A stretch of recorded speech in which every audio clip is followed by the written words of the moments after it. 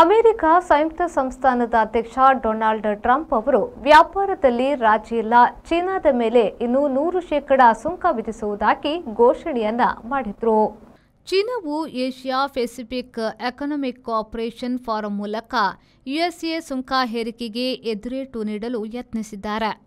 Pacific ಸಾಗರದ ಒಂದು ಪಕ್ಕ ಯುಎಸ್ಎ ಕೂಡ ಬರುತ್ತದೆ. ಆದರೆ ಚೀನಾ ಏಷ್ಯಾ ಪೆಸಿಫಿಕ್ ಮೂಲಕ ಓಷಿಯಾನಿಯಾ ಒಳಗೊಂಡು ವ್ಯವಹಾರ ನಡೆಸುತ್ತಿದೆ. ನವೆಂಬರ್ 1ರಿಂದ ಯುಎಸ್ಎಗೂ ಈ ಸಹಕಾರ ಫಾರಂನಡಿ ರಫ್ತು ಆರಂಭವಾಗುತ್ತಿದೆ.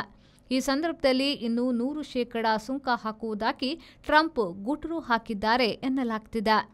ಯಾವುದೇ ಸ್ಥಳಕ್ಕಿಂತ ಹೆಚ್ಚಿನ ಸುಂಕವನ್ನು ಯುಎಸ್ಎಗೆ ರಫ್ತು ಮಾಡುವ ವಸ್ತುಗಳಿಗೆ ಚೀನಾವು ಕೊಡುವಂತೆ ಮಾಡುವುದು ನನ್ನ ಪ್ರಮುಖ ಗುರಿ ಎಂದು ಕೂಡ ಟ್ರಂಪ್ ಹೇಳಿದ್ದಾರೆ.